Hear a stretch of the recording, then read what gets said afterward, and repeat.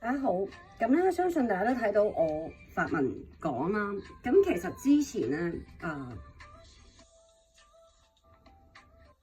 咁嗰位先生咧，的確係做一啲嘢咧，係令到人哋帶動咗好多人去襲擊我啦。咁佢自己亦都有做一個連手攻擊，包括發啲公然嘅詆毀文啦。咁而俾我喺之後咧，去了解翻我成件事嘅來龍去脈咧，就係因為佢加咗個網毒，同埋公開認咗個網毒。咁個網毒叫佢做，仲有多位嘅。咁有咩問題咧？嗱，成件事咧，因為係突發式咧襲擊，係不斷啲人辦咗2年，講緊嘅係。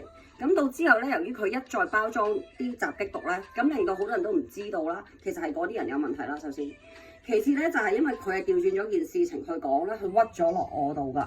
咩為咗屈咗落我度咧？就係啲人搞事嘅時候咧，佢係不但止咧冇去停止咧，全部都係佢網台識嗰啲人喎。咁咧甚至乎連手做咗不斷嘅攻擊。咩叫攻擊咧？就係偏偏袒啦，一堆講嘅留言啦，然之後全部咧就係中傷嘅字眼啦，包括叫佢做一啲中傷嘅字眼啦，同埋一啲襲擊嘅行為動作。咁喺發生咗件事咁長期以嚟咧，咁我自己咧一路咧係冇第一步去講啊，後邊反光冇聲。咁嘅原因就係因為我自己都會去揾一啲叫真正嘅理據啦，去睇下發生咩事先嘅。咁無奈我嘅沉默咧換嚟咗對方同埋佢包裝毒嘅不斷嘅暴力啦，同埋多次嘅滋擾我㗎。咁包括咧係多次咧去我唔同嘅網站咧係公開留啲詆毀嘅字眼。咁次次咧都係要搞公開留㗎。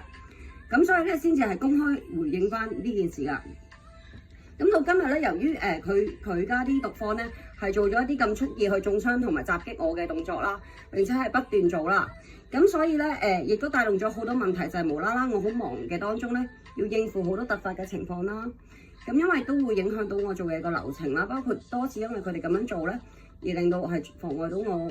雖然我係好平衡到我工作嘅，盡量都，但係都會影響到我某部分嘅工作啦。因為佢採取突襲式啊嘛，同埋佢一路唔講，然後繼續遮毒，繼續照襲擊咁樣。咁咧，我而家站出嚟説話咧嘅立場就係佢即係嗰位先生俾啲人教唆咁樣做咧，係冇知會過我而公開咗什麼從前啊。咁而佢用嘅採取嘅方法嘅從前係咩從前咧？我到好後期去了解翻。咁因為佢哋之間講咗嘅嘢我就唔知啦。咁但係佢公然式嗰啲侮辱啊，同埋佢哋嗰個反應咧，就散播嘅留言咧，亦都係非常之頻密㗎。咁我而家咧要自己出嚟咧去，即係俾大家了解翻我係點啦。